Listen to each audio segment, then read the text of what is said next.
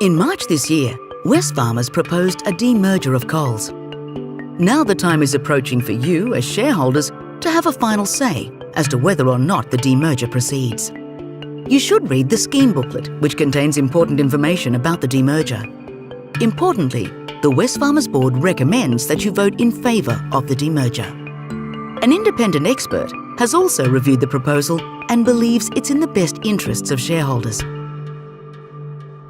The demerger will separate Coles from the broader Wesfarmers Group to establish Coles as a new independent ASX-listed retail company. If the demerger proceeds, eligible Wesfarmers shareholders will receive one Coles share for every Wesfarmers share that they own, for no additional payment.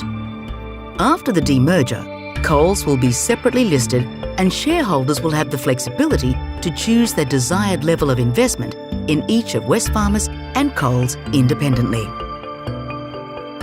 The demerger will allow Wesfarmers greater flexibility to pursue growth opportunities, while leaving Coles well positioned to continue to grow, with an earnings profile that is expected to be resilient through economic cycles. Following the demerger, Wesfarmers will continue to be one of Australia's largest listed companies. In addition to the wholly owned businesses in our portfolio, Wesfarmers will retain a number of other non-controlling interests, including a 15% stake in Coles that will support strategic alignment and reinforce collaboration opportunities in the areas of data, digital and loyalty, particularly through the Flybuys business.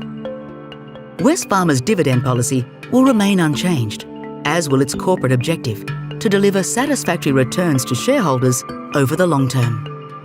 Following the demerger, Coles will consist of three key divisions: supermarkets, liquor and convenience. Employing over 112,000 team members and operating through more than 2,500 retail outlets nationally. From the time of demerger, Coles will be governed by a new independent board. And while Coles' dividend policy may change over time, the new board expects to distribute 80 to 90% of underlying profit to shareholders. Taken together, we expect the dividends declared by Coles and Wesfarmers for 2019 will be broadly equivalent to the dividends that Wesfarmers would have declared if the demerger did not proceed. Wesfarmers has sent the scheme booklet to all shareholders, along with proxy forms to vote. You should read the booklet and then vote, as the outcome of the meeting will determine whether the Coles demerger proceeds. The scheme booklet contains information about the advantages, disadvantages and risks associated with both the demerger and with an investment in Wesfarmers or Coles. You can use these forms to vote via post before the 13th of November. You can also vote by lodging a proxy online or in person in Perth on the 15th of November at the shareholder meetings, immediately following the Wesfarmers AGM. If shareholders approve the demerger, Coles shares will then start trading on the ASX from the 21st of November.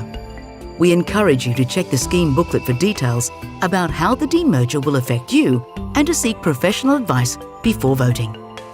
After careful consideration, the Wesfarmers board recommends that you vote in favour of the demerger, as it will significantly reposition the Wesfarmers Group and set both Wesfarmers and Coles up for future success.